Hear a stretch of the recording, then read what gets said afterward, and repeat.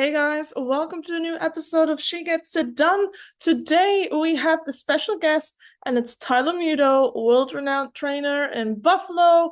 We are going to be talking about submissive dogs, anxious dogs, and what to do if you get rushed by a dog, an off-leash dog, or you're just walking and you don't even have your own dog with you. What do you do to avoid a dog attack? So let's dive right into it. Welcome back.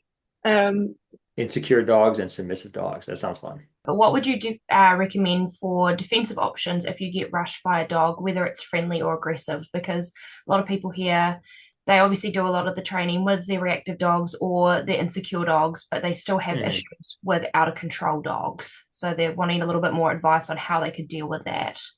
Okay. So we're talking about I'm not just like by myself. I'm with a dog. Yeah. And then there's another dog off leash that's charging towards me. Yeah. I feel it would be interesting to even look at what do you do if you're by yourself and you get rushed by a dog, Yeah, But I I think mean, it's that's easier when you're probably by even. yourself.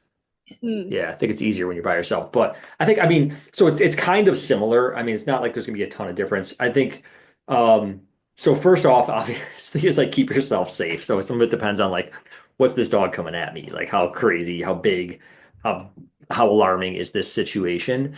At the end of the day, my responsibility is to the dog that I'm handling, right? Because it's either my personal dog and it's just like my child, right? Like, do not threaten my child. Yeah. Or it's a client's dog. And that's me being the caregiver for somebody else's child. Do not threaten their child, right? And so a lot of people don't realize that even their like friendly golden retriever barreling full speed towards you is threatening, right? Whether that's what the dog intends or not, it is threatening, right? So same thing. If you're riding a bicycle down the street carelessly and not paying attention and you're on your phone and you swerve over into the grass where my kid is standing, I'm going to jump out and push you. It Mm. doesn't matter that you didn't intend to threaten my child. You did, like, you put my child in harm's way through your negligence. And so the reason I say that is because otherwise, like, this could sound a little bit harsh, right? So if I push that person on their bicycle to protect my kid, obviously I could also try and swoop up my kid, but depending where I'm standing, it's one or the other, right? And so kind of the same thing here. But the difference with a dog coming is that if I swoop up my dog, like that dog's gonna still come at me. Like the guy on their bicycle might just miss me at that Yeah. point. He's not going to pivot and then turn and then still ride right at my child and keep trying to get my kid. And then it's a different story. Then I'm definitely pushing him off his bike, right? But so, when if a dog's coming at me, my responsibility is to keep my dog safe. And what that means is I want to keep my dog behind me if possible. So usually I am going to kind of choke up on the leash if needed, if the dog's not like super well trained. My personal Mm. dogs, I could just tell them to down and they would plop into a down and then I can move out in front. Um, but I'm going to try my best to intercept that dog. And if I need to be forceful, I will. Meaning, I have in the past, I know this sounds really bad, but I have in the past kicked a dog that was Mm. charging at me. Yeah.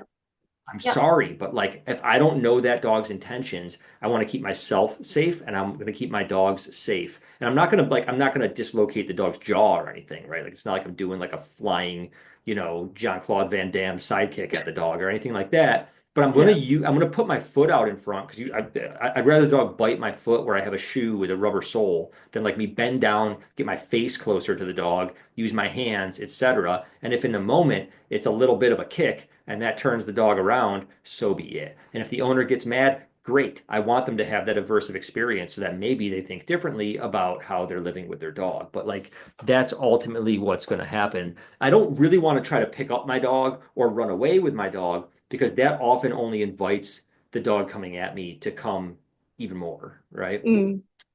The other thing though, so like that's the extreme, obviously. And if I don't want to have to kick my dog, right? Like, so my training center was on the west side of Buffalo in a very urban neighborhood, we'll call it. And there were very frequently loose dogs, right? Just Right. stray dogs or dogs that people would just let roam the neighborhoods because it was just a very low income, low socioeconomic class neighborhood, right? And my staff would often carry, there's a product called Spray Stop, which is just a citronella spray. It's like a kind of high powered, can shoot good 10 feet or so. Mm. Dogs do not like citronella. That's why they use it in bark collars. So it's an aversive. definitely can get in their eyes and be probably uncomfortable. That's not the intention of it, but it could happen. But again, like that's not our priority isn't like, oh, I don't want to hurt this poor dog's eyes. My priority is I got to keep myself and the dogs that are with me safe. Mm. So there's that. I know other people that will just use straight up pepper spray, bear spray. Some people carry, a stick with them, a hiking stick, and not that they're going to like beat a dog with a stick, but they can put that stick in front of them and kind of wave it back and forth and create a bit of a barrier. And if they needed to strike the dog to protect themselves, they could, or put that stick into the dog's mouth to block it, they could. But these are the kinds of things that we do, right? But like I said, those are the extremes. And so whether I'm with a dog or especially if I'm just by myself, and with a dog, it's trickier unless the dog is trained and can kind of stay back. But even if you move at that dog forcefully, and if you use a firm tone of voice and say no or go away, and you're moving straight at them, that dog charging you is more likely to stop in their tracks and a lot of times turn and hightail it out of there, especially if you don't have a dog with you. Like a dog with you sometimes is like a magnet to some of these guys, especially if it's like the dog that's actually just overly friendly but kind of rude. You know what I Yeah. mean? But and like if I get the vibe it's that kind of dog too, let me just say like I'm not just gonna like if it's like the very friendly looking dog charging me, I'm gonna try to just grab the dog first because I don't think there's a Yeah. likelihood I'm getting bit. But if I needed to put my foot out there, I will. But anyway, moving at them tends to work if you don't have a dog with you that's acting as a magnet. Because again, if you've ever like encountered a loose dog on the street that you've tried to catch because you were afraid it was going to get hit by a car or something, it ain't Mm. easy. Like the moment you start getting close, they run away. Happened to me So a lot of once. times Yeah. people's sort of instinct, right? This dog's charging and they want to go still or recoil, but I'll actually start moving right at the dogs. And so that's what I used to do with my own dogs. If I was out walking, I would put them in a down. They were trained enough to hold that down, and I would just walk right at the dog that's charging me very, very assertively. And usually that dog would either go into a submissive, like they'd kind of freeze, and then I would just sort of hold my ground and try to shoo them away or wait till the owner comes, or they'd actually like turn and run back to where they came from, right? Mm. Um, and I think that's probably like the biggest thing is so we could talk about the extreme, but a lot of times just being prepared and being confident enough to do that is enough that like you can just deter those dogs anyway. So we would find that, giving even a dog owner a tool like the spray stop spray, where all of a sudden they're ready. Like that dog's coming and they like stick their arm out with the spray and their body language is forward and they're Confident. upright. And then it's like they don't even need to use the spray because of that energy that they're bringing forward, right? Mm. And so that's kind of the ideal. But again, like if push comes to shove, like I'm gonna protect my dog. Like that's just the truth of it. Mm. I think it's very I'm not hard gonna for, intentionally yeah, hurt or harm anybody else's dog, right? But I yeah, will protect my dog. Yeah. yeah. I think it would be really hard for your average pet dog owner to do the down and walk towards the dog. They can't read body language properly. The dog is probably not trained to a level where the dog is like, oh, I'm getting charged by another dog. I'll go lie down now and let my owner fix it, right? So there's Yeah, so exactly. much work to do there that I also usually recommend, like I use a doggy don't or spray bottle with water and just spray the dog. Not the Yep. pit bull that wants to chunk out of you probably won't stop, but the Yeah. golden retriever would. Sticks and stuff that some of the people over here, particularly like with my partner's dad, they have really bad roaming dogs, but they'll actually attack dogs where he is. Like they're quite aggressive. So now he started Yeah. taking out a stick for that Yeah. defensive mechanism that he's like, well, at the end of the day, I'm not going to have my dog attacked. Yeah. A stick, Mm. bear spray, whatever you need, honestly. Yeah. I've known people that will bring like because they make like battery powered like almost like cattle prod kind of things. Oh shit. It's like a sort. It's basically just an e-collar on the end of a stick. At the end of the day, right? It's just a static pulse, but it's a stick that you know what I mean. Mm. But yeah, whatever it is, but the idea is just to deter that dog away by whatever means necessary. Obviously, just like everything else, like let's be minimally aversive here. So if it's like a little, like I remember one time I had like this little beagle charging towards me, right? Do I need to boot that beagle away from my Malinois? No, like No. Lobo can handle it. And the Yeah. dog didn't look terribly aggressive. He just looked out of control. So that's different versus I remember one time that I actually, like, the one time that I can recall actually kicking a dog. And it actually was to protect that dog. I was walking a client dog down the street. It was a Mastiff. I believe it was a French Mastiff, maybe. Big dog though. That was very dog aggressive. And we were just walking, working on healing, quiet neighborhood, and this person just opens their front door and like lets their dog come running out. I think they were just like to let their dog use the bathroom, but they thought it was okay to just let them off leash, out into the front. And it came charging and literally like jumped up on this mastiff's back. And I turned and like booted the dog away while I'm holding on to this mastiff. It was a small to medium sized dog. So like it could like this mastiff could have killed that dog. I mean, it was Mm. and so I remember the woman being really upset, and I said, honestly, I was looking out for your dog there. Like that was a really dangerous situation you just put your dog into. So again, it was a small dog. It's not like I punted it across the yard, but I did have to use my foot to kick this dog away, to shoo this dog away, um, to protect it. Like honestly, to keep that dog safe. So Mm, yeah, I mean, you just do what you got to do. for Yeah. sure. Cool. Well, then we have that covered. I think it's important though, because it's one of the questions I get so often by clients. What do I do when a dog rushes me? Yeah. So it's I nice love to that have spray that. stop tool. It's a super nice. It's Mm, like $10. I mean, 10 like here in great America, it's stuff. $10. I don't know what it is there, but yeah, it's made by PetSafe. Or at least I believe it's was made by PetSafe. Have a look But at that. Cool. yeah. Going into the insecure dog training. So one of the questions was, what do you do with dogs that excels in training drills at dog training school, at home, and when it's a structured activity, but the moment you take them out of training mode, they fall back into old patterns and routines, especially the anxious and insecure dogs. Okay. So are we talking about like it does well, meaning like in the controlled settings, it's confident and not showing the anxiety, and then outside of that falls back into anxiety and fear? Or are we talking about like it performs well as far as its obedience commands in those settings, but then in other settings, it's maybe more overwhelmed with its insecurities and can no longer perform like its known commands kind of thing? Yeah. I think this person said like she's been doing box feeding and the whole jumping on objects, that makes dogs confident to make them gain Yep. confidence in themselves. But then I guess the moment she takes that training activity away and is just out in the neighborhood, the dog is afraid of everything again and has no confidence. That's what Yeah. I'm assuming.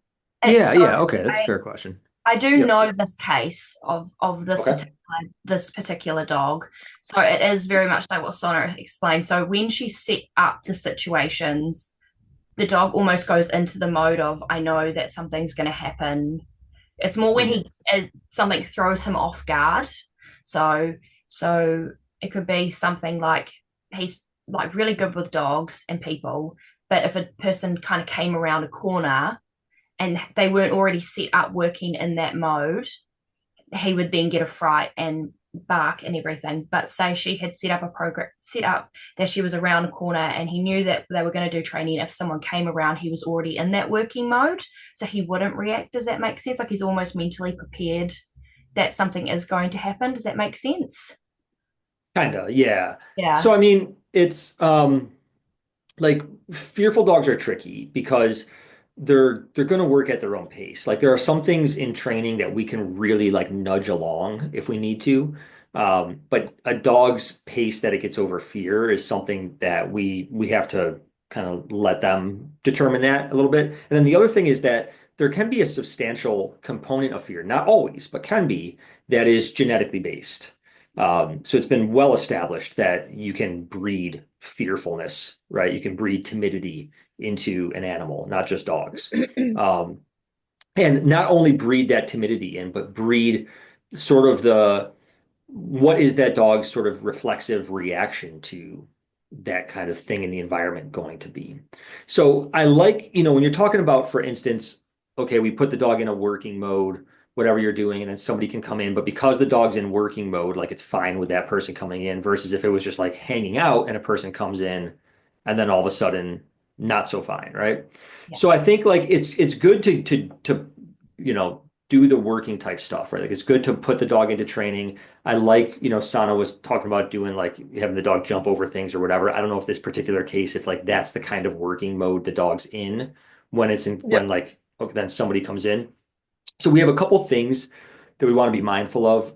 So one is like some dogs get so motivated or so into what we're doing with them that it's like tunnel vision, right? So you can have a dog that's reactive, but is so driven for food or for a particular toy that if the dog is working for those things, its awareness of its surroundings is like muted at that point.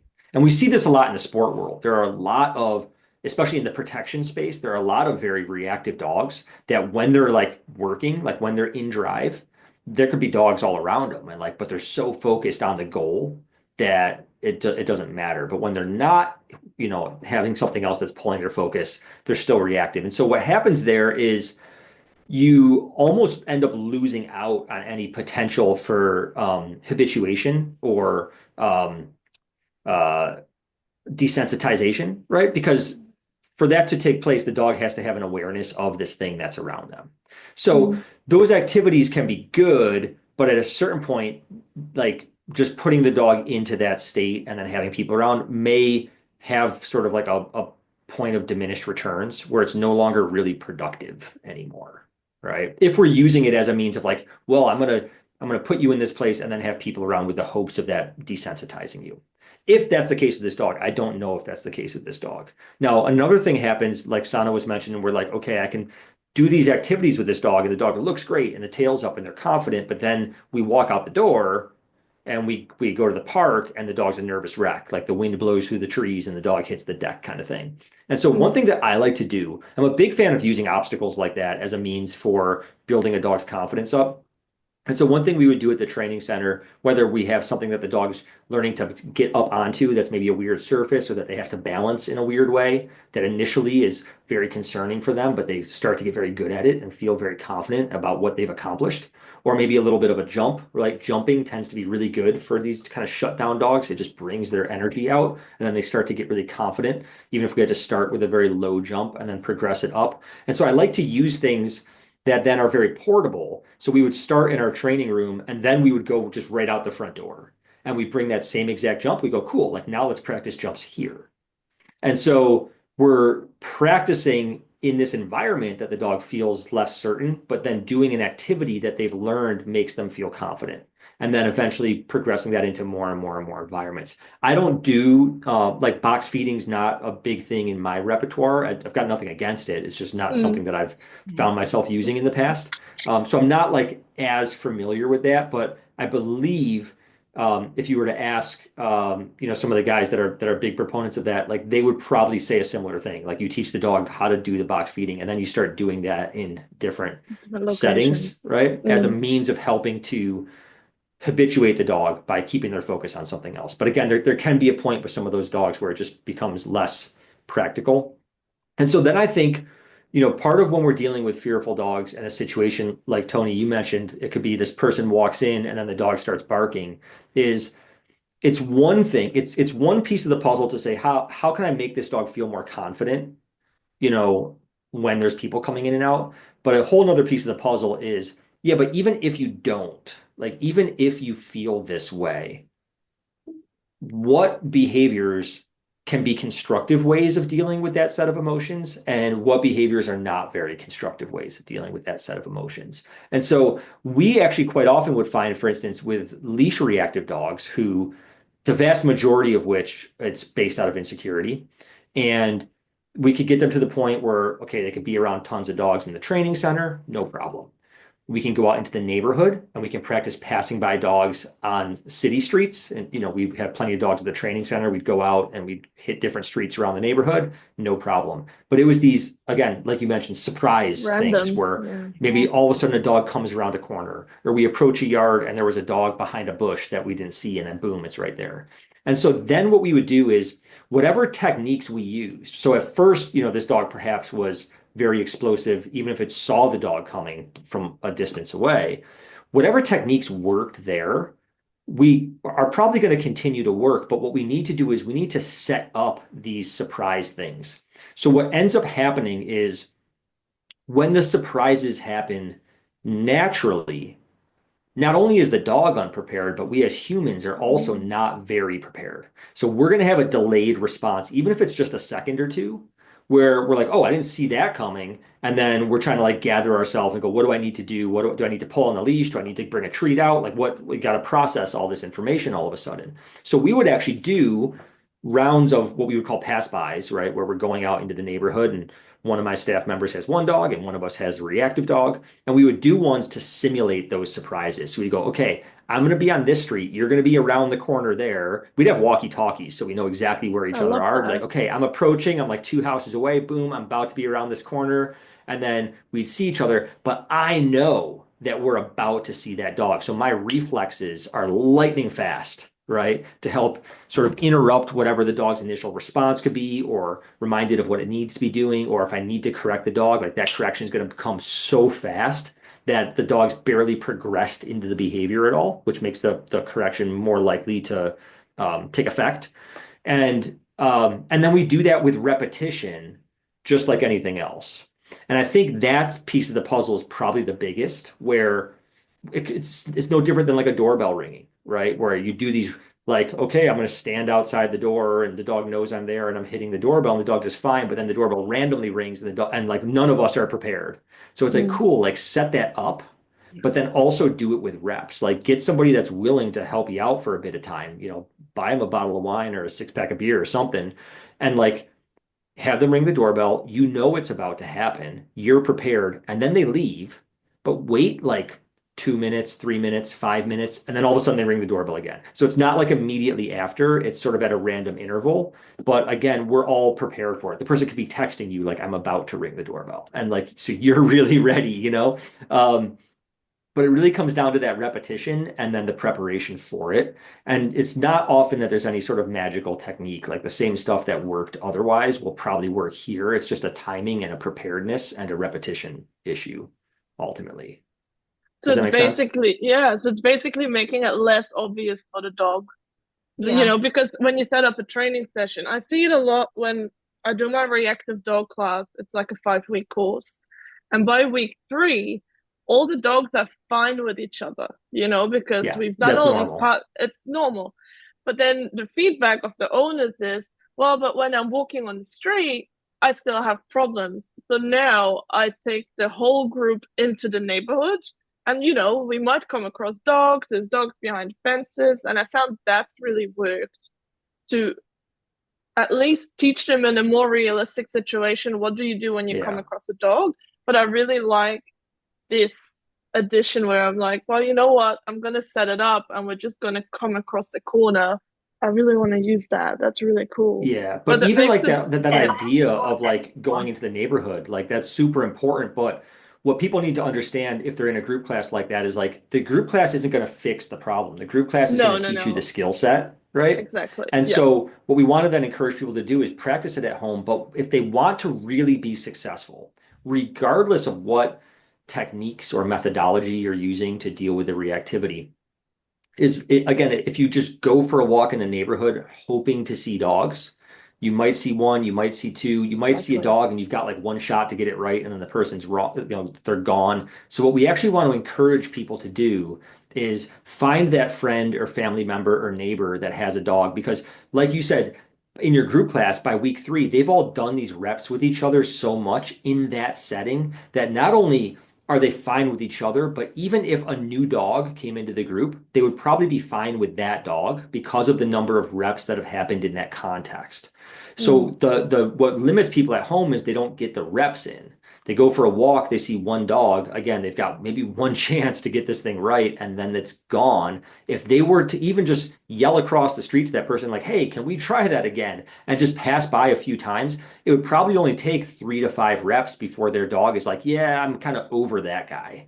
And then if Yeah. they saw that dog the next day, again, they might be a little reactive at first, but they probably get over it quicker. And in no time at all, they'd be seeing that dog and their dog will be like, yeah, I know that one. And then they do it with another dog and another dog. And before you know it, any new dog in their neighborhood, they're like, yeah, I'm used, like, I know what the drill is here. you know? Mm. And then if they, again, just generalize to more places. But for the average person, even if it doesn't get fully generalized, even if the end case scenario is that in their own neighborhood, they can go for a walk and pass by dogs and it not be a problem. The quality of life improvement for that human and that dog is immense because that's their day-to-day routine. You know what I mean? So they want to actually get people to do the reps, right? We're going to pass and pass and pass until you get it right. And then we're going to pass and pass and pass some more so you can practice getting it right and see that that gets reinforced and it's a lot less stressful. And then we're going to do it with a different dog and a different dog and a different dog until this whole thing becomes a wash. Yeah. Yeah. I like that because I do a lot of the walking by other dogs and I have access to a few dogs, but it is very controlled. So the dog kind of predicts that there is going to be another dog and then they just get in the routine regardless of the dog that I have. Yep. It's the same outcome every time. So then they just kind of start like, like getting in the zone and then the dogs don't really almost exist because they're just predicting getting a Yep. reward, whatever it is. So I like that I could probably set up around corners using these dogs, but in a different situation that they're not predicting it. And then Yeah. that's the point that we're really pushing into actually changing their mindset a little bit more. Yep. You need to generalize the dog and you need to generalize the location. So like, my training center was in an urban area. So we were, city blocks. We have a lot of different streets. We could just say, I'm going to meet you on, Porter. I'm going to meet you on, whatever street we want to that day. Um, and so we might do a few passes until that gets really easy. And then we go, okay, cool. You go grab a different dog. I'm going to go over to this other street and I'm going to come down from this side. You're going to come up from that side and then we'll cross paths, right? So the dog never knows when we're gonna, there might be like a 10-minute delay between the next dog. But then when we see that dog, we're gonna make sure if it doesn't go well the first time, we're gonna do it again and again until it does go well. And then we're gonna keep doing it again and again. So they practice doing it well before we either switch dogs or switch locations again. And that's really the key. See, a lot of people with the reactivity, what they don't do is their dog blows up, whether it's a person coming in a room or the doorbell ringing or passing a dog, the dog blows up, they intervene in some way, right? Whether it's with positive reinforcement or with a correction, and they get the dog to stop, and then they move on. And what the dog didn't really get enough practice with was encountering that trigger and not blowing up at Nothing. all, Yeah. right? And actually just doing the right thing start to finish. So all they're really rehearsing still is I see the trigger, first I blow up, then we do all this stuff, and then we move on. And then I see another trigger and I blow up and we do all this stuff and we move on. And they don't really get to practice like, there's the trigger, I didn't blow up. What happens if I don't blow up? Oh, that dog doesn't come near me still? Oh, I get treats. Oh, you walk me away anyway and I still get more space from that dog? Oh, I didn't know that I didn't need to blow up for those things to happen. I thought I had to blow up first in order, so people don't get those reps in. And that goes with like any bad behavior. I see it actually like the most common place I see that pattern has nothing to do with reactivity or aggression. It's actually sitting at doors. So people will walk up to a door and they want their dog to like stop and sit, and the dog doesn't. And so they pull up on the leash, and then the dog sits, and then they open the door and they walk through. And then they'll But get to the there's next no door, reward for and the sitting. dog doesn't Yeah. sit, and they pull up on the leash, and the dog sits, and they relax the leash. I mean, even if they give a reward, it doesn't matter, right? Because still what happened was this pattern of we approach a door, you yank on my leash, then I sit, and then I get a treat, and then we walk through the door. The dog never got to the reps of, okay, but what happens if we just approach the door and I sit before you pull on the leash? Right. And so for me, if that happens, if I'm training that dog, I approach the door, he doesn't sit, and I have to pull up on the leash or correct it or whatever I'm doing, lure it or whatever. Great, cool. Now I'm going to turn around. I'm going to walk away from the door. I'm going to approach it again. Let's see what you do this time. And I'm going to do that until the dog starts going, okay, cool. I think you want me to sit here. And they offer this, and we go, ah, cool. Now we can walk through the door. And we walk through the door and we go, great, let's try that again. And we go back in and we approach that door again, and the dog sits. Yep, now we can walk through the door. And the dog goes, oh, I get it. Right. And so most people, they just they don't actually like get the benefit of whatever intervention they're doing because they don't get the reps in of the dog doing it right. If the intervention stops the behavior and creates the behavior they want, they think that that's good enough and then they move on. Or it's a scenario with like a reactive dog where the other dog is just gone because they're on their walk. It's not somebody that was working with us, right? And so they just don't have the opportunity to try it again. And that's why most people honestly fail, or why they go like, my dog does good in training, but not when I go for a walk. And it's completely independent of whatever methodology you choose to use to deal with reactivity. You could be a counter conditioning only type trainer. You could be a e-collar trainer. You could be a anything goes kind of trainer. It just doesn't really matter. The linchpin really is getting those reps in. Yeah, I like that. Yeah. I always try and really reiterate that as well. The whole reward nothing.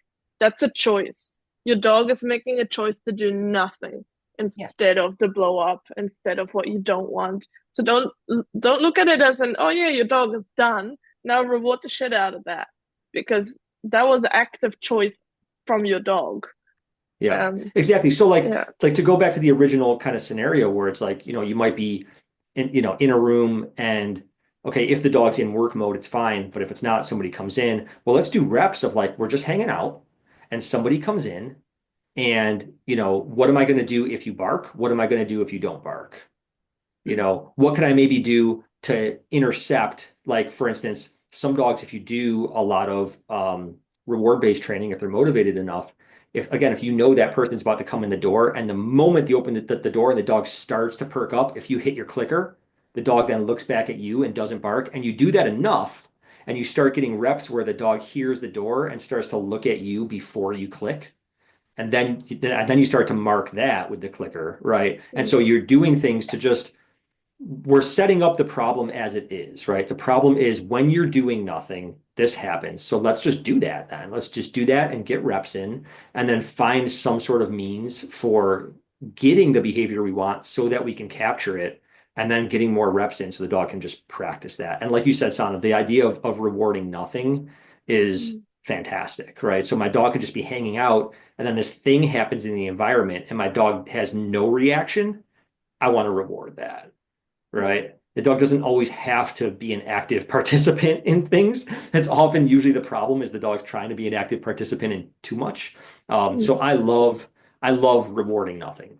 And there's a big difference. I always say this for the dog owning listeners. There's a very big difference between rewarding nothing and rewarding for no reason. Those are not the same things.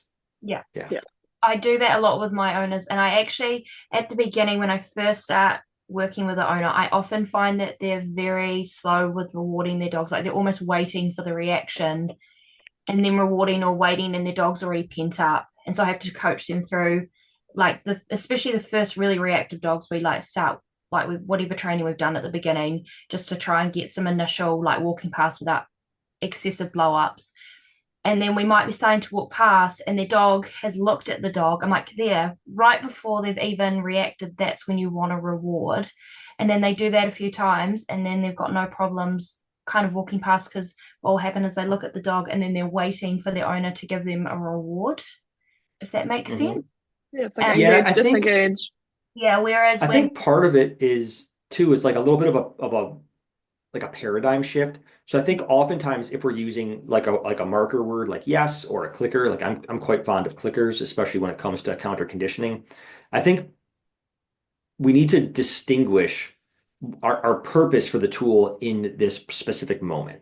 So there are times in my training where definitely like I'm using that click to capture and reinforce something very specific, but there are times where I might use the click as a way of creating a behavior, right? So it's not a reward at that sense. It's a shaping device. Meaning like for instance, the dog sees that other dog, and if I do nothing, the probability is they're going to bark and lunge or whatever. But if their response to the clicker is strong enough, if the moment they see that dog, I click, it actually creates them not reacting because now they're interested in the clicker, and that gives me a reinforceable moment. And so the owner, if they're looking at the clicker, it really doesn't matter at the end of the day. But for us humans, if they're thinking of the clicker as it's used to reward, and they go, but the dog didn't do anything rewardable yet.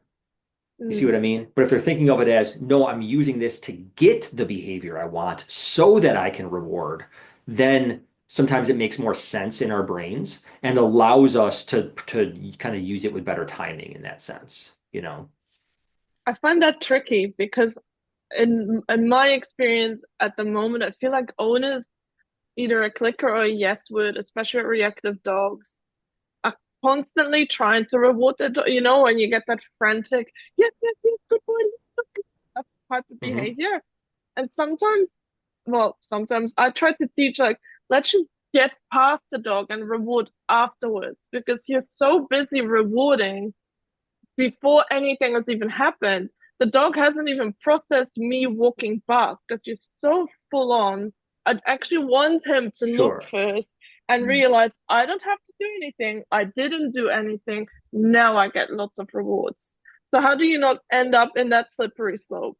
Because I feel like Yeah, so people I are think already it's there. it's it's a matter of like, again, what phase of training am I in, and like what's my specific goal for this specific exercise. So I mean, I'm with you. When I'm working with like a leash reactive dog and I'm out in the world, I don't like the owners doing a lot with rewards till after they've passed, and honestly it's just a safety issue. So Mm, if they're trying to reach in their pouch and get a reward or reach towards their dog with a reward, they don't have two hands on that leash. They're probably not paying attention to their leash grip, and it's just a lot easier for a mistake to happen that could be dangerous. So I kind of want them, to have maximum control. Uh, but for instance, if I'm doing a more controlled counter conditioning thing, like I've got the dog in the training room and I'm going to have somebody walk in the room and it's a really controlled thing, and I could even have right. the dog on a back tie and I don't have those safety concerns. And it's early in training where I'm going like, so again, I'm talking about a situation where doing what you said would be low probability, like where it's early in training and the idea that like, well, let's get past the dog and then reward him for non-reaction, but we know there's like a 99% chance the dog's going to react. Like we're not getting past the dog yet. We're not there Right. yet, Yeah, yeah, yeah. right? So this isn't like a real world, like, hey, we're out on the street, like here comes a random dog. I want you to start clicking and treating. This is like, no, this is a total setup. This is like, I'm going to Mm, be 100 yards away. I'm going to start approaching. The moment your dog looks, you're going to click to sort of interrupt that looking, get the behavior we want, and then reward. And we're going to do that a bunch, right? That mm, happens. I walk away. We do another rep until I start approaching. And instead of blowing up right away, your dog starts anticipating and looking to you. Then you're gonna click the look to you. And once that starts, like now we have a criteria. It's when this shifts from being what would be strictly associative learning, right? Like every time you see this dog, click treat. Now it's operant. When you see a dog, this you have to do this thing in order to make the click happen. It's a shift, right? mm. So I'm very much setting it up as a step-by-step process if I'm doing that. If I feel like counter conditioning is like kind of like the way I want to go for this particular behavior. There are other dogs where it's like that's not the first thing, right? If it's a very, very like hair trigger kind of dog that can blow up and be dangerous, like probably before I worry about counter conditioning, I need to create some inhibition for safety purposes, right? And so actually, punishment might be the earlier part of training because Mm. I need to get this dog to like actually pause for a moment before it just lunges, especially if it's a very dangerous dog, you know? Um, so it really just depends. I totally get what you're saying, and definitely in some scenarios, it would not like I'm not saying like always the way to go is to Yeah, like yeah, when the dog yeah. looks you immediately click. I'm just saying like that's one way you could use a clicker. And if you are having trouble getting the client to understand that you want them to click then instead of waiting for the dog to do something, sometimes we need to reframe it as this. Don't think of this as a reward right now. Think of it as a prompt, Right. right? It's a way to get the behavior we want so that we can reward it. And Yeah. in order to get that behavior, we got to be quick because we only have like a half a second between your dog registering the trigger and exploding. And we're trying to get that click in there and get the dog to not explode and look at us instead, right? So that we can build a habit, Yeah. you know? That Yeah. makes sense. But very much depends on the case and like how I decide I need to approach the case. What would you do with a really submissive dog that always lies down, belly up, when it's approached by another dog, even if it's on leash? You know those dogs that lie down the moment Hmm. they see someone and they're like, and the owner kind of has to drag them over the pavement, otherwise they won't walk. How do we Yeah, yeah. work? a dog or owner through that? I mean, so I guess my first question is like, what's the problem? You know what I mean? So, Mm. um, yeah, like what's the like I how is could, this behavior impacting my life or the dog's life in a negative way is sort of the first question. I I mean, I mean, I could would Oh, go ahead, sorry. Tony. I could give an example. Like I have someone that has a dog like this. So again, it Okay. likes other dogs.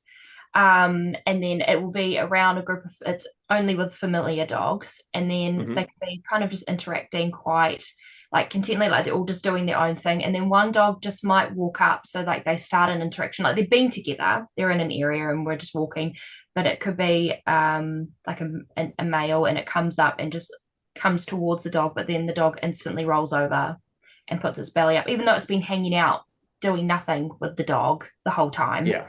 But then as soon as the dog kind of goes up to any kind of interaction, then the dog rolls over and puts its belly up. Okay. So I guess my question still stands. How is that impacting your life or the dog's life in a negative way? Yeah, whereas I would have a very different picture of this question. So it's interesting because this was one of the questions we were asked. And I'm not saying that there's no way Yeah. that it could have a negative impact, but I Yeah. kind of need to Mm, know in order to formulate my answer. mm. Right. I think for me, it would be if I was walking my dog, and every time I come across someone else that has a dog, and my dog decides to drop to the ground and lie belly up, or become super submissive, that would interrupt my walk. If I see 10 dogs on a walk, that gets really Yeah. annoying. Also Sure. makes me wonder what headspace is the dog in. And I don't know the person that asked this question, um, and if this is her problem, but that's how I interpreted that question. Okay, that's fair enough. So I guess so, first of all, I would think I would just say like I think there are a lot of things that we as humans look at and we're like, oh, that's like kind of annoying or whatever. But it's like, is this really a problem? Like, is this really, And again, as somebody with children, I could tell you, I go on walks with my kids, and there's tons of annoying stuff they do that interrupts my walks, right? Like Mm. but they're kids. Like, do I need to go into like kid training mode or, take them to therapy because they interrupt my walks every time they see a weird flower on the ground? Like, not really. So I think part of it, if I have an owner that brings this to me, I'd be like, okay, like, is this really a problem? Or is this just kind of annoying to you? But it's just like, it's who your dog is, and you just need to accept who they are, and like it just takes 2 seconds and that dog walks away and then you're on with your walk. Like if you're in a really big hurry or something, like maybe don't bring your dog with you or leave Mm. earlier, right? Like so I think part of it's like it's kind of like people that get a dog and then they don't want the dog to bark ever, and it's like, well, Mm. like why'd you get a dog? So I think sometimes we just have to let our dogs be dogs and let them be who they are and just say, like, is this really, really a problem? Now, let's just say it is, like, it's just excessive, like even from across the street. Because again, like my first thing is like, well, if this is a thing, like first off, I don't ever let my dogs walk by other Mhm. dogs on a walk that close. So like my first thing would just be like, well, just give a wider berth. Like, don't let those dogs get that close to you. It's no different than if my dog, um, were very insecure around dogs and had made that clear to me. One of the ways I'm going to make sure they don't become reactive is by every time when we see a dog, if my dog looks insecure, like we'll cross the street, no problem. We'll hang out off the side till that dog passes. I want my dog to see that I'm aware of how they're feeling and I'll give them whatever space they need to be comfortable. And the more my dog sees that I do that, the less likely they are to go into that mode at excessively large distances, right? So where a dog might, if they don't trust their owner to like kind of have their back or recognize when there's a potential threat in the environment, or at least something that they perceive as a potential threat, that dog might start getting nervous from very far away. That's why you can see dogs get very leash reactive from 100 feet away, right? Mm. But if that dog starts to feel very confident that their owner knows exactly what's going on, their owner knows how they feel, their owner is going to make sure they'll get the space they need, all of a sudden they're like, okay, well, I don't start feeling nervous until 50 feet away, until 30 feet away, until 20 feet away, because I'm very confident that you're not going to let that dog get close enough for anything to happen. Um, Now, if like it's like a socialization thing, like Tony, you were saying, like we're hanging out and my dog just is this kind of dog. It's the same kind of thing. What's going to help my dog feel better? Well, they're probably going to feel better if they know that there's somebody out there that's got their back. Yeah. So for me, if I want to fix that problem, it's going to be really important that the other the owners of the other dogs know sort of what my plan is and why. Because what it's going to actually require is not me training my own dog, but me showing my dog that I will intervene and I can make those other dogs go away, right? And that might mean me having to give a little bit of a correction, like a little squirt bottle or a little poke with my finger. Like again, nothing serious, but like I might have to tell their dog back off. I've seen some people that'll get upset, even if you like you don't touch their dog, you just shoo their dog away with an assertive voice and they get all bent out of shape. And that's why I just say the other people that you're with, just make sure you're with people that are on board. You know what I mean? That they understand. And so the same thing, usually because like we did a lot of socialization at my training center. That was our specialty, was socializing dogs that had difficulty with socialization. And once dogs feel confident that there's a sheriff in town, right? Like that we are enforcing boundaries with every dog, that we have adequate control over every dog, that we're looking out for their individual needs, they relax. They become less reactive, they become less fearful. And then it's the same thing. Like I was actually helping a professional trainer out the other day, and they were asking about, you know, what do I do like with these dogs that they come to me and like their dog's totally fine, but then when it's with the owner, like it's still a problem. And so one of our strategies is because again, we had a lot of dogs that, you know, were either our staff dogs and our personal dogs that we knew really well, or, you know, because we ran a daycare for many years, we had a lot of very long time daycare clients that not only allowed us to use their dogs as training helpers, but actually like thought it was really cool. And, you know, we always kept things safe. Like we use muzzles a lot. Like we were very, very careful about putting client dogs in harm's way. But at some point, what we do is we've got this dog socializing well with us and feeling good with us. And then we do a lesson with the owner where we put a bunch of dogs in the yard that are safe dogs that we know. And the owner is given the responsibility of controlling those other dogs. So whatever tools we use, whether it's a squirt bottle or anything else, Okay. and we want the dog to see its own owner controlling a group of dogs, which is probably nothing they've seen before. So we coach the owner kind of the same way we would start coaching like a new daycare attendant. And we teach them how to like manage, you know, mostly using like spatial pressure, but again, there might be, you know, a squirt bottle or whatever involved. But we actually want their own dog to see them in that role. We want them to see that they're capable and that they will do it and that they understand sort of, you know, when their dog needs their help, right? And then their dog goes, "Oh, cool. Like, I didn't know you could do that. Like, I didn't know that you had that skill set now. Great. Now I can relax with you too, just like I relaxed with this other guy." You know what I mean? Um, that doesn't always translate to like leash reactivity, like off leash socialization and leash reactivity can be related, but can also be separate. Mm. Um, but that's the idea. So if I had that submissive dog and it really was a problem, option A, make sure I give the dog enough space. Option B, I'm going to show my dog that I've got their back ultimately. It's not really a matter of trying to change who my dog is. That submissiveness is probably very genetic. Again, like dominance and submission are very much like personality traits. Um, but the more comfortable the dog feels, the safer the dog feels, the less it may feel the need to go into submission mode. But again, we also have to assess like, why is my dog going into submission mode? Is it just like he's loving life? He's like, yeah, this is how I relate to other dogs, and it's great. They sniff me. I like when they lick my belly. It tickles, right? Or are they like shit, right? And like freaking out? Like those are two very different things. You Mm. know, if the dog's happy as can be, it's just who they are and how they relate. And I really need them to move along. Again, either I'm just going to avoid those dogs or maybe I'll try to lure them with treats or whatever. I'm probably not going to use any kind of pressure or correction or anything like that. Because again, it's like, is this really a problem or is it just kind of Yeah. annoying? Yeah. You Yeah. know? Yeah. Cool. I Cool. thought that was yeah. That again gave me a really oh, go ahead. Different contexts as well of how you would approach it in different ways. Yeah.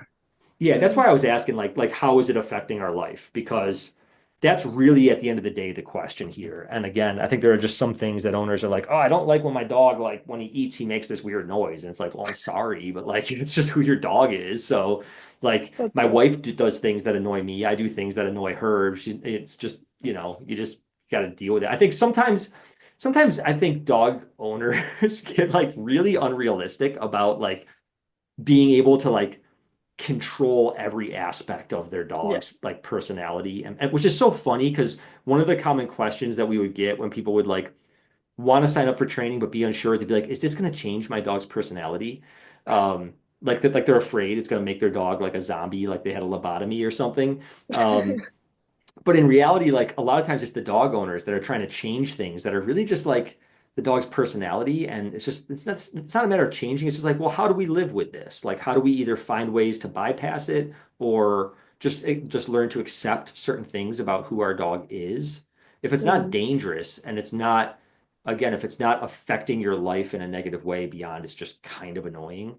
Like sometimes we just have to like you just have to deal with it. Like it's Deal with just who it. your dog Yeah. is. And it's not Mm. worth like punishing the dog over. Like that's where I think sometimes like punishment, like yeah, like then that could affect your relationship negatively because you're trying to suppress something about your dog that like they can't really help. Like it's just who they Mm. are, you know?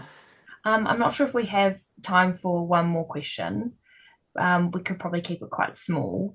But there's a lot of trainers these days that, and you're very much about like having low arousal, but there are a lot of trainers that teach high arousal with dogs, Yeah. and sometimes they struggle to create calmness in an off switch. So especially like in high energy breeds like border collies, and there's a lot of advice out there like you should be exercising your dogs 3 hours a day and doing all of this, or it's not enough, like you're not giving them enough. What's your take on finding the balance between teaching relaxation and giving enough of an outlet to a dog? Yeah, for sure. So I think obviously like that balance is going to be different for different types of dogs. You know, some dogs Mm. have just much higher exercise needs than others. So for instance, my old Malinois Lobo, it was really important for him to do at least something once a day that got his heart rate pretty elevated. Whereas my little guy Charlie is like a very chill dog. Like, you know, he's fine with a little stroll around the block. Like yeah, that's good, right? So I think it really depends on the dog. I think what we want to be careful of with exercise is are we using exercise to like as a management thing, right? So if my dog's completely exhausted, they're not being bad, right? And the problem with that is twofold. So one is you're not actually solving the problem. It's just like, yeah, like I can't cheat on my wife while I'm asleep. So does that mean like if she just gets me really tired all the time and gives me sleeping pills, like I'm going to be a great husband? Like, no, I'm still going to be a shitty husband. I'm just a shitty husband that's sleeping all day, right? So, so it's a really weird analogy. It's just what came to I mind. love that. It's Yeah, Um, funny. I like that. but you know, but it's the same idea, right? So I think that's one problem is are we solving the problem or are we just like keeping our dog tired that they don't do the thing? Because that's unsustainable. I mean, I think like the overarching thing is that's going to be unsustainable. Um, the other problem with it is, you know, to a certain limit, what'll end up happening is you're actually going to increase your dog's stamina and increase their physical need for exercise. So there's kind of a happy medium. I always tell people what you're looking for with your dog is like the 10,000 steps. Like Mm. what's sort of like this baseline that like if your dog's done this, like okay, like they're good. They're not boiling over. You know what I mean? Um, Mm.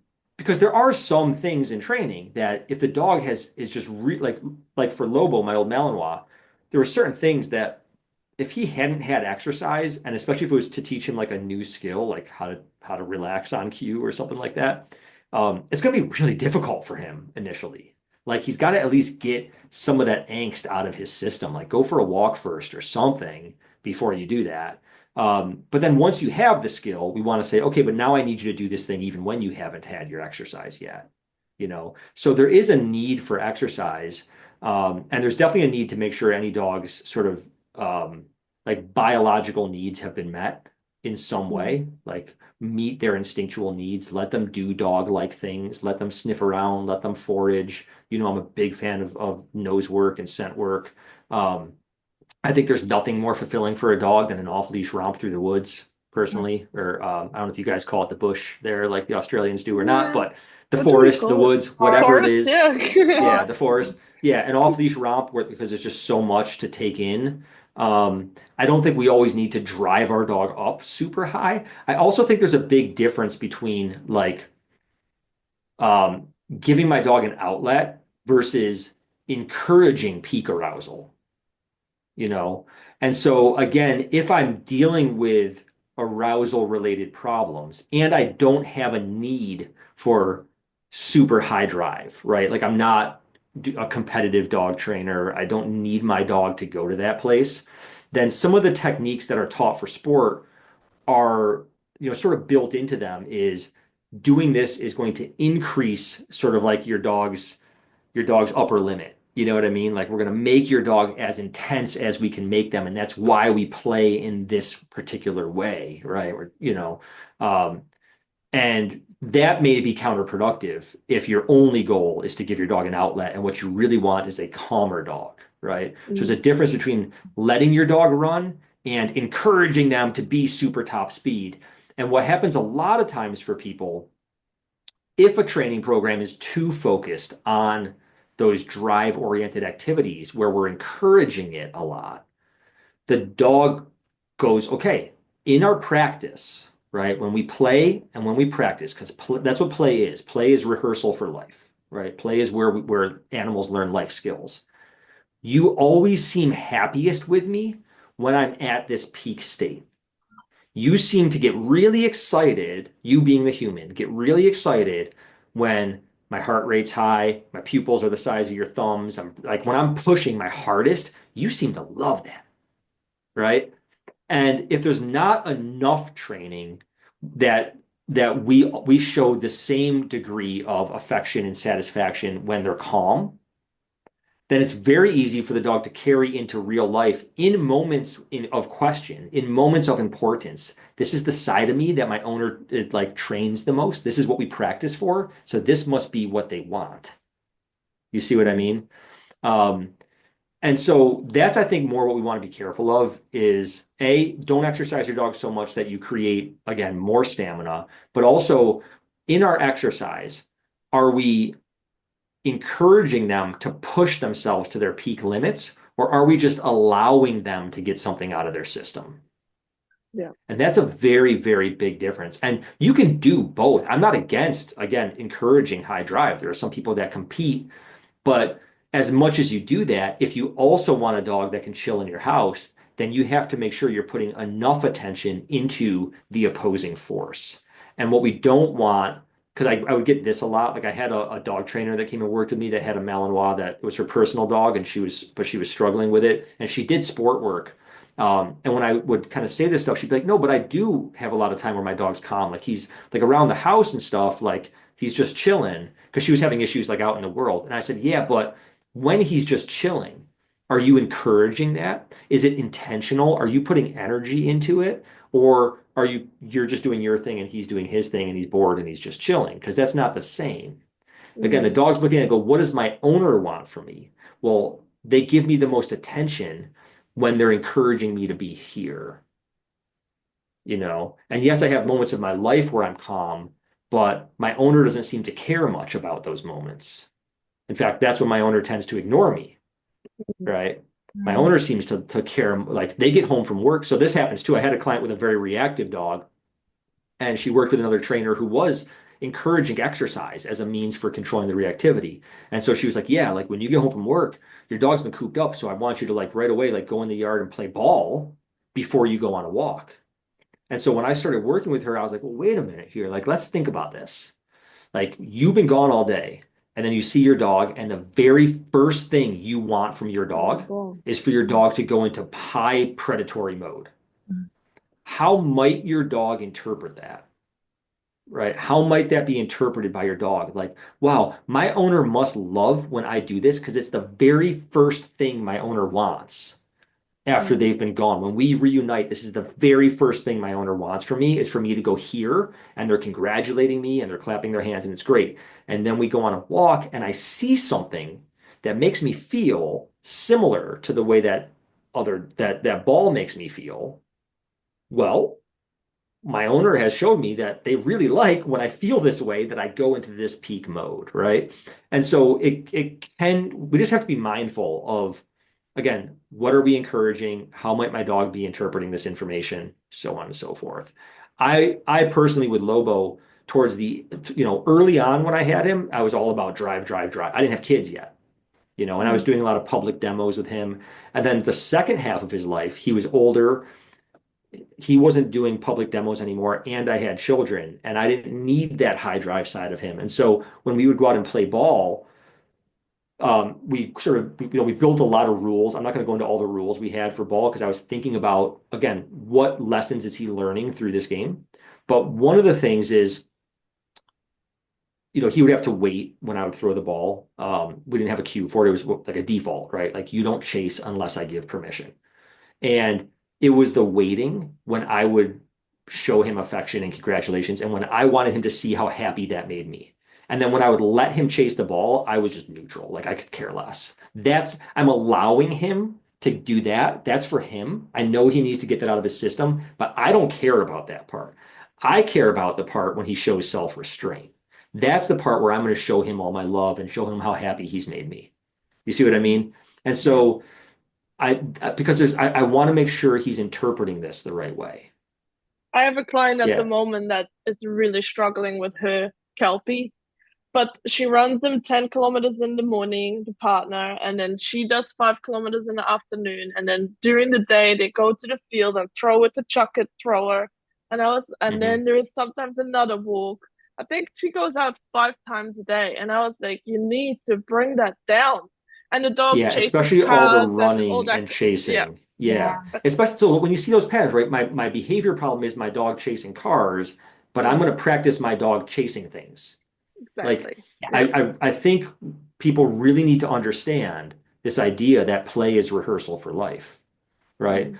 Young wolves, when they're playing and chasing each other and they like grab with their teeth as part of that play, they tend to target the same areas of the body that they target during hunting.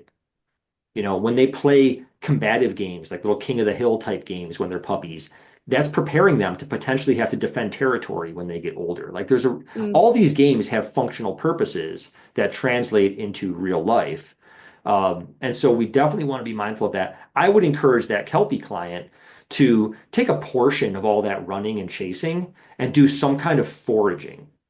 So Yeah. whether it's just I've been nose doing work or that. snuffle Yeah. mats or scatter feeding in the grass, foraging is, I think, one of the most powerful outlets for pet dog owners Mm. because it's extremely satisfying for the dog. It releases tons of happy hormones, like just oodles of dopamine going through their system, but generally not as much adrenaline. It's not the Yeah. high octane kind of stuff. And what we find is it just has an overall calming effect on the dogs, right? So we're satisfying them in this very instinctual way. Remember, dogs as a species are not, most dogs, I should say, aren't genetically designed to be hunters. Like they really wouldn't survive very well in the wild. If you look at free-ranging dogs around the world, they're Mm. foragers. They're living on the outskirts of human society, foraging through refuse, generally speaking. Like those are the dogs that have the best shot at survival from a calorie intake standpoint. So foraging is very instinctual and very necessary for them. And implementing that into your routine, especially where you're like, okay, I'm getting ready for work and I need my dog to be in a calm state and not be annoying me. Great. Like feed them through a snuffle mat, Mm. you know, and the great thing about it too is you can get that ready and then they can be doing that while you're getting ready for work. But I think you'll find that they come out of that in a different state of mind versus like, I want to wake up in the morning and first thing I'm going to do is go play chuck it. And now first thing in the morning, my dog's bouncing off the walls because they're anticipating this very high octane game, right? Absolutely. So yeah, the foraging is a really valuable. There are many times when I be working with a dog owner where I actually need them to at least temporarily stop playing some type of game that they're playing because of the way it might be getting misinterpreted or might be encouraging a pattern of behavior we don't like. And I say might because it really is a might, right? Yeah. Yeah.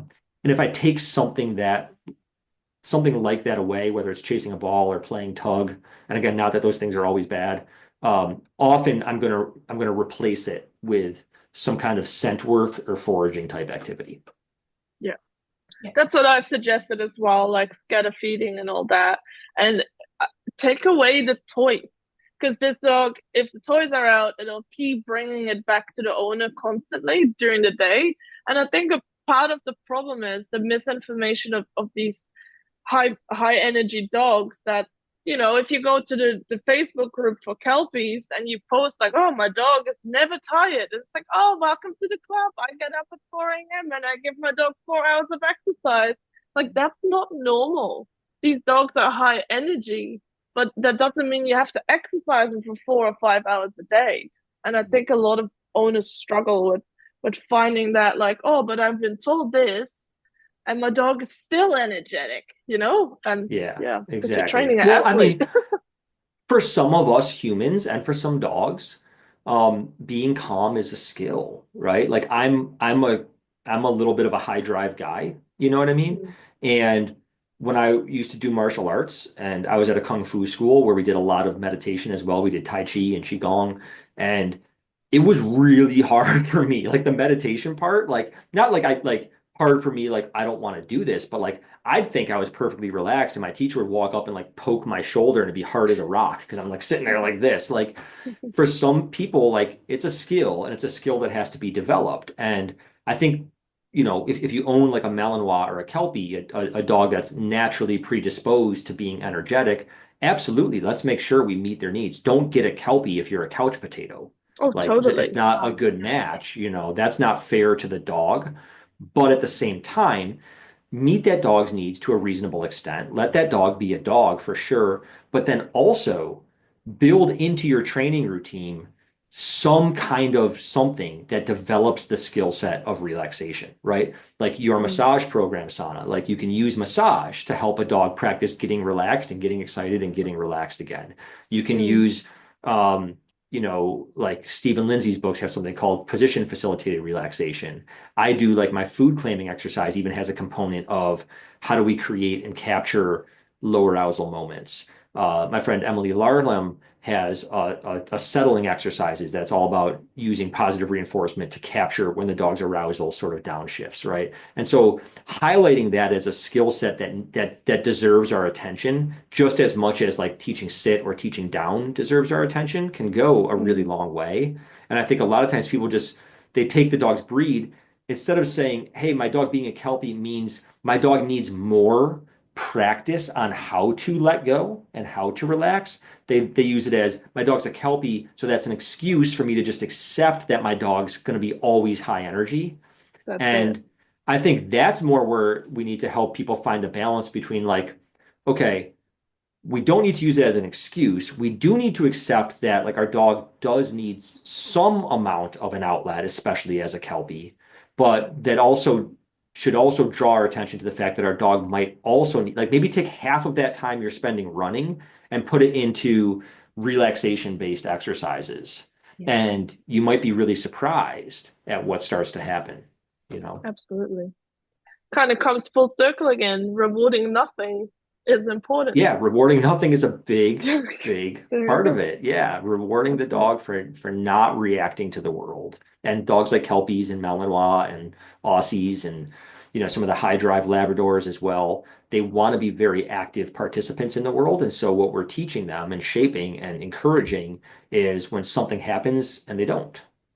And Mm, we go, yeah, we really like this. We know it's hard for you, and that's why we're going to devote our attention towards it because we know yeah, it doesn't come naturally. So I want to give you extra help, Yeah. yeah. you know. Awesome. Well, thank you for that. I My think pleasure. that'll wrap up our questions. Is there something that you want to share that's going on in your business life that you want people to know about? No, not really. We're just dealing with snow here in Buffalo right now, just trying to stay warm. My kids had snow days. They've only gone to school 2 days this week, so it's been and today's Friday. So yeah, we're just staying warm here in Buffalo. You know, that's all. And go Oh, Bills! We got our game against the Chiefs, okay. I have no playoffs, idea which sport this almost the is. Super Bowl. There Yeah, we go. Well, all good your luck. American listeners will understand. Right. Go Bills! Sure. And that was today's episode with Tyler Muto. I hope you loved it as much as we did. We definitely took away a lot of good tidbits of information. And I hope you did too. If you have any suggestions for other guests or topics you want us to cover, or you want to let us know what you thought of this episode, make sure to comment, like, share, do whatever you want, and we'll see you on the next one. Bye.